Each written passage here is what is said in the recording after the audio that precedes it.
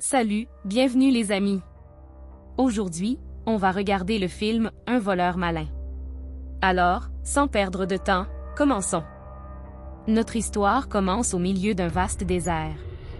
Un train de luxe file à toute allure sur le sable. À bord, se trouve une couronne inestimable, un trésor royal appartenant à la reine d'Angleterre. La reine est aussi dans le train, voyageant avec ses petits-enfants. Alors qu'elle joue avec eux, elle donne une instruction sérieuse à un garde royal, gardez les yeux rivés sur la couronne. Le garde répond avec assurance, personne ne peut la voir, madame. À quoi la reine répond calmement, si vous pouvez voir le ciel d'ici, alors quelqu'un peut voir la couronne depuis le ciel. Puis elle s'éloigne. À ce moment-là, au-dessus du train, quelqu'un tombe du ciel. Ce n'est ni un oiseau ni un avion, mais le voleur le plus intelligent et le plus astucieux du monde, Arian, alias Monsieur A, calme, concentré et élégant, il saute en parachute comme une ombre. Dans le train, la reine joue à cache-cache avec ses petits-enfants. En cherchant, elle entre dans la pièce où est gardée la couronne, dépassant les gardes. Quelques minutes plus tard, elle revient, mais quelque chose d'étrange se produit. Les gardes sont sous le choc. « Vous venez d'entrer, madame », s'exclame l'un d'eux, perplexe. Ils se précipitent pour vérifier la couronne, mais elle a disparu. Il ne reste qu'un symbole, la lettre A, a été gravée à l'emplacement de la couronne. Il s'avère que la « reine » qui est entrée n'est pas la vraie reine. C'est Monsieur A déguisé. Il enlève son masque et grimpe sur le toit du train en marche. Les gardes le poursuivent, et une bagarre éclate. Mais Monsieur A une arme secrète, un samboar robotisé. Il saute du train, plane à travers le désert comme un aigle et disparaît dans le désert. Juste après son évasion, on a droit à un numéro de danse fantastique. C'est là que Iritik Roshan, qui joue Arian, brille. Cette danse s'intitule « Doumagen » et, croyez-moi, si vous aimez danser, c'est un incontournable. Français-Canadien, nous rencontrons maintenant l'agent de police Monali, qui enquête sur l'affaire. Elle expose les faits. La couronne a été volée où aucune empreinte digitale ou aucune preuve, seul le symbole A était présent, ce qui montre clairement que ce voleur est très intelligent. J'ai Dixit, un officier supérieur de police et l'un des plus brillants penseurs de la police, intervient. Il poursuit et dit « Cet homme ne vole pas pour de l'argent. Chaque objet qu'il prend est inestimable, chargé d'histoire, pas seulement de valeur. » Il commence à découvrir un schéma derrière les vols, un diamant à Londres, une couronne royale à Istanbul ou un tableau célèbre à Paris. Je lui montre les dates de ses vols, et alors qu'il additionne les chiffres, quelque chose d'étrange se produit, il énumère les vols passés, un diamant à Londres, une couronne de reine à Istanbul et un tableau inestimable à Paris. En lui montrant les dates des vols, je décode le schéma.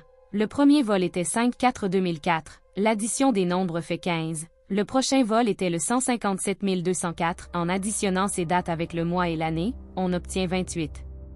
Il exécute ensuite un plan de 289 205. Le voleur utilise donc un schéma unique basé sur l'addition des chiffres de ces dates, et cette somme correspond à la date à laquelle il exécutera le prochain plan. Il révèle qu'Arian utilise la somme des chiffres d'une date pour choisir la date du prochain vol. C'est ainsi qu'il a une longueur d'avance, utilisant la date comme code secret. Je découvre quelque chose d'encore plus surprenant. Arian ne se contente pas de laisser la lettre A sur les scènes de crime. Lorsque l'on relie toutes les villes sur la carte du monde, Londres, Istanbul, Paris, elles forment en réalité la lettre A. Arian veut placer son A sur la carte du monde. Pour compléter la dernière ligne de ce symbole, il ne reste plus qu'un dernier endroit, main B. Puisque j'ai à deviner la date et le lieu du prochain vol, il soupçonne fortement Arian d'être déjà à main B. Au même moment, Arian débarque en ville, avec son style unique et raffiné. Sans perdre une seconde, il planifie sa prochaine grande aventure. Il construit des gadgets robotiques de haute technologie et dessine chaque détail de ses plans avec précision. Déjà à main B, je connais la ville et l'heure, mais pas l'objectif précis. Il adopte donc une approche astucieuse. Il place des agents de sécurité dans chaque endroit de la ville abritant des antiquités et des trésors inestimables. Pendant ce temps, Arian nage dans des tunnels sous-marins sous un bâtiment sécurisé. Il s'infiltre discrètement et commet une étrange erreur. Il se peint tout le corps pour se fondre dans le décor. À l'intérieur d'un musée, Jay monte la garde près d'un collier inestimable, autrefois porté par Mumtaz, l'épouse du célèbre empereur Shah Jahan. Un employé du musée s'approche et dit d'un ton détaché, « Ce collier est vraiment magnifique, n'est-ce pas ?» Il ajoute ensuite, « Il y a une histoire. » Mumtaz a un jour lancé ce collier sur Shah Jahan lors d'une dispute. Un des diamants est tombé et il a été conservé dans un autre musée. Sachant cela, il était clair qu'Aryan n'allait pas voler le collier en entier, il partait à la recherche du diamant manquant. De retour au musée, Aryan est déjà en place. Peint de la tête aux pieds, parfaitement camouflé, il reste immobile, déguisé en statue parmi d'autres statues. Personne ne se doute de rien. Sans bouger, Aryan commence à contrôler l'un de ses robots d'un simple geste du doigt. La petite voiture robotisée rampe silencieusement sur le sol, se faufilant entre les pieds des gardes. Personne ne le remarque, le robot est noir de jet et se fond dans un carrelage noir. Il se dirige vers la base du pilier où est placé le diamant. Dans un léger bourdonnement, il s'accroche aux deux côtés du pilier et commence à grimper grâce à ses petites roues mécaniques. Aryan active alors une autre fonction. Un bras robotique fin sort de l'appareil. Il se tend, saisit le diamant et le réintègre. Mais Aryan n'en a pas fini. Pour que personne ne se rende compte de la disparition du diamant, il fixe un petit appareil au mur. D'une simple pression sur un bouton, l'appareil projette un hologramme généré par laser, créant l'illusion parfaite que le diamant est toujours là. Pour quiconque observe, rien ne semble douter. Jay s'est rendu au musée en voiture. Au volant, il a appelé son assistant Arjun en urgence. Le voleur, Aryan, est peut-être déjà là, prévint-il. Ne laissez personne entrer ni sortir avant mon arrivée. Au même moment, un vieil homme déguisé en concierge sortait un sac poubelle du musée. Il a frappé Arjun par mégarde. Sachant cela grâce à la voiture, Jay a crié au téléphone. « J'ai annulé toutes les gardes du personnel de nettoyage aujourd'hui, ça pourrait être lui. Arrêtez ça. » Arjun lui barra immédiatement le passage et lui demanda sa carte d'identité. L'homme, tranquille, n'était nul autre qu'Aryan déguisé. Sans dire un mot, Aryan a subtilement activé un appareil caché dans ses chaussures. Un liquide étrange s'est déversé dans la plaque d'égout sous ses pieds. Toujours méfiant, Arjun a jeté un coup d'œil à la carte d'identité, mais n'a pas remarqué le nom. « Qui êtes-vous » Aucun nom n'était mentionné. Aryan répondit calmement, vérifié dans le dos. En retournant la carte, Arjun fut stupéfait, elle portait le symbole A, emblématique d'Aryan. Avant même qu'il puisse s'en apercevoir, le liquide avait déjà fait son effet. La plaque d'égout s'ouvrit brusquement et Aryan s'envola dans le réseau d'eau en contrebas. Quelques secondes plus tard, Aryan s'envola d'une autre bouche d'égout voisine, démasqué. Chaussures à roulettes, il a filé dans les rues de la ville, se faufilant entre les voitures et la foule comme un planchiste professionnel. Arjun enfourcha sa moto et le poursuivit, tenant Jay informé par téléphone. Mais Aryan n'avait pas fini de faire étalage de son talent. Il a activé des poignées magnétiques dissimulées dans ses gants, ce qui lui permettait de planer plus vite en s'agrippant aux véhicules qui passaient. Ses mouvements étaient fluides, précis et impossibles à attraper. Au-dessus de la ville, Jay volait en hélicoptère, fusil de précision à la main, essayant de viser. Mais Aryan avait toujours une longueur d'avance. Apercevant un groupe de joggeurs en chemise assortie, il enfila rapidement un t-shirt uni, identique au leur, et se mêla à la foule. J'ai essayé de le suivre d'en haut. Arjun a scruté les rues. Mais aucun des deux ne le remarqua. Et puis, au milieu du chaos, Aryan trottinait tranquillement juste à côté d'Arjun, souriant intérieurement, complètement inaperçu. Après l'échec de sa mission d'arrestation, un flash d'information apparaît à la télévision. Le voleur lui-même a appelé la chaîne et déclaré « Je vais voler une précieuse épée au château de Juar ». Il a même défié la police en disant « Attrapez-moi si vous le pouvez ». Conséquence, le gouvernement et la police sont soumis à une pression intense. Ils offrent une sécurité complète au château. Pendant ce temps, Aryan est à l'aéroport, sur le point de quitter le pays déguisé en pasteur. Au même moment, un jeune garçon frustré se plaint de devoir assister à une compétition sportive, mais de ne pas pouvoir obtenir de billet d'avion. Aryan voit les nouvelles à la télé, prend un moment pour réfléchir, puis prend une décision. Il donne son billet au garçon en lui souhaitant bonne chance pour la compétition. Aryan n'embarque pas dans l'avion. Au lieu de ça, il retourne en ville. Au château de Juard, un voleur saute soudainement, atterrissant juste devant la précieuse épée exposée. À ce moment-là, une pièce roule par terre vers le voleur.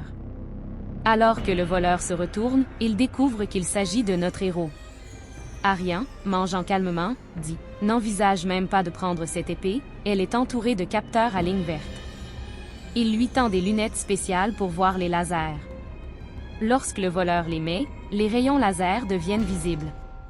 Tenant 2 pièces dans sa main, Aryan dit « Il y avait toujours 2 pièces, une vraie et une fausse. » Il devient alors clair qu'Aryan n'est pas celui qui a alerté la chaîne de télévision, mais bien le voleur qui a répandu la nouvelle. Aryan lance une des pièces dans le rayon, déclenchant l'alarme. Les agents de sécurité se précipitent et les encerclent. Immédiatement, le voleur s'empare de l'épée, s'envole et la remplace par un symbole de Monsieur A. Voyant cela, Aryan est légèrement impressionné. Il s'enfuit également. Le voleur, cependant, est arrêté par la police sur la terrasse.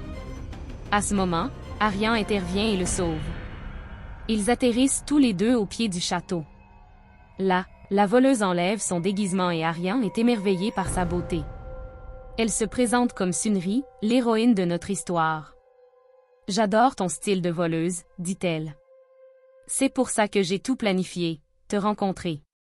Je veux être ton partenaire. » Bien qu'impressionné par son audace, Aryan répond « Je travaille toujours seul.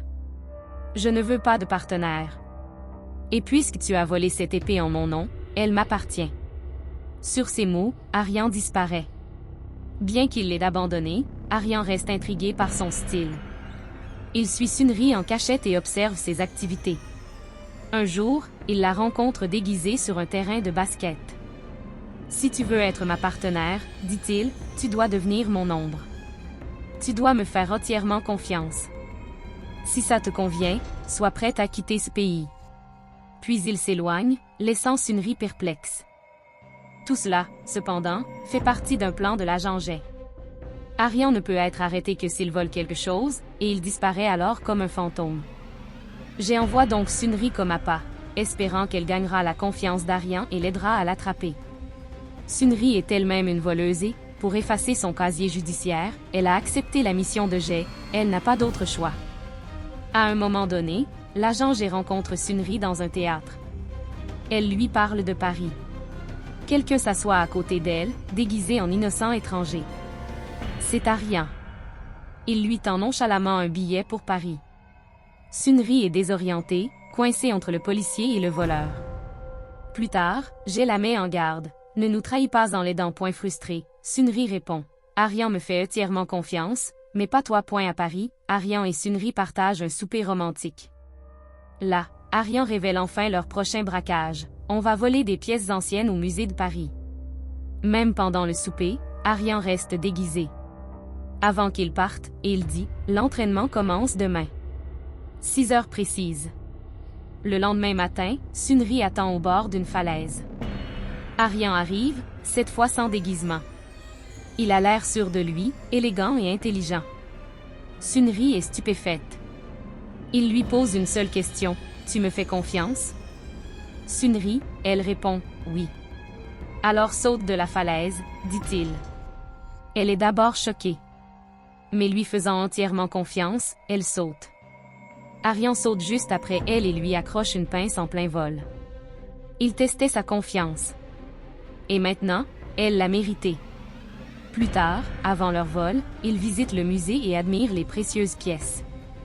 Sunri demande « Pourquoi veux-tu voler ces pièces en particulier ?» Aryan répond « Elles sont précieuses. Une seule pièce vaut $1 million. » Sachant cela, Sunri est sous le choc. Après ça, elle rapporte tout à l'agent Jay. À ce moment-là, Aryan, déguisé en danseur dans la foule, la voit parler à l'agent Jay. Voyant ça, Aryan a le cœur brisé. Il retourne chez lui et l'attend avec une arme. Elle arrive. Aryan révèle qu'il connaît la vérité et que son cœur est brisé par sa trahison, et aussi parce qu'il l'aimait. Il met une balle dans le pistolet et la lui tend, lui ordonnant de lui tirer dessus. Mais le coup ne part pas. Puis il pointe l'arme sur elle et tire encore une fois, le coup ne part pas. Il répète l'opération. Voyant ça, elle se met à pleurer. C'est la dernière ronde, et maintenant c'est au tour de Sunri. Mais au lieu de lui tirer dessus, elle pointe l'arme sur elle-même et se tire une balle, parce que, sans le savoir, elle s'est mise à l'aimer. Mais même au dernier round, le coup ne part pas, car Aryan a seulement fait semblant d'y loger une balle. Sunri, elle, avoue tout. Après avoir appris la vérité, Aryan dit « Je t'ai donné l'arme parce que je te faisais confiance. T'étais le seul à avoir eu la chance de me tuer. Mais tu ne l'as pas fait. Maintenant, je te fais confiance. » Ils partagent leur amour et, encore une fois, ils planifient leur braquage. L'agent Jay attend avec confiance au musée, convaincu que Sunri l'aidera à capturer Aryan. Mais Aryan et Sunri sont déjà à l'intérieur, déguisés en Inde Blanche-Neige. À ce moment-là, un groupe d'étudiants visite le musée. Pendant ce temps, Aryan lâche des robots inoffensifs, semblables à des insectes, sur la foule. Voyant ça, les enfants paniquent et s'enfuient. Dans ce chaos, Aryan vole les pièces. Jay se rend vite compte qu'elles ont disparu. L'agent Jay ordonne la fermeture du musée et interdit à quiconque de sortir, sauf aux élèves. Mais Aryan, toujours aussi intelligent, laisse derrière lui son symbole, Monsieur A. Il se déguise en écolier et s'échappe. Après ça, l'officier Jay remarque une chose étrange. Il devrait y avoir 7 nains avec Blanche-Neige, mais il n'y en a que 5. Voyant cela, Jay comprend que Sunri l'a trompé et s'est enfui avec Aryan. La chasse commence. Aryan dépose Sunri à un endroit prévu où une autre moto attend déjà. Ils se séparent. Je suis Aryan, toujours aussi malin. Aryan saute de la moto et atterrit dans une falaise grâce à son parachute. Mais Jay saute aussi, et ils se battent sur une falaise. Malheureusement, Sunri se fait attraper par la police, qui l'emmène à la falaise. Jay pointe son arme sur Aryan et dit « Rends-toi, ou je te tire dessus. » Aryan, l'amour dans les yeux, dit « Comme avant, t'es le seul à pouvoir me tuer. » En entendant ça, Sunri lui tire dessus. Aryan tombe de la falaise et tombe dans la cascade. Voyant cela, l'agent Jay, frustré, hurle à Sunri. « Tu vivras avec cette culpabilité d'avoir tué quelqu'un, dit-il, avant de s'éloigner. » 6 mois plus tard, il montre une plage sur une île. Sunri tient un petit restaurant. Elle sert les clients. Mais, étonnamment, Aryan. Il n'est pas mort. Encore une fois, ils ont piégé la police avec de fausses balles. Malheureusement, l'agent Jay les trouve et va au restaurant. Il dit « Je vous surveille en cachette depuis 6 mois. Mais vous n'avez rien volé. » Aryan répond « J'aime Sunri, tout simplement. Pour notre amour et une vie paisible, on n'a rien volé. » Il tend une montre et dit « Ça contient tous les détails de nos précédents braquages. » Au lieu de les arrêter, l'agent Jay, à leur surprise, les laisse vivre en paix, car ils réalisent qu'ils ont vraiment changé. Pendant un instant, Aryan et Sunri sont choqués par la décision de Jay. Ils poursuivent leur vie romantique et paisible ensemble, et c'est la fin de l'histoire. J'espère que vous avez apprécié, merci d'avoir regardé.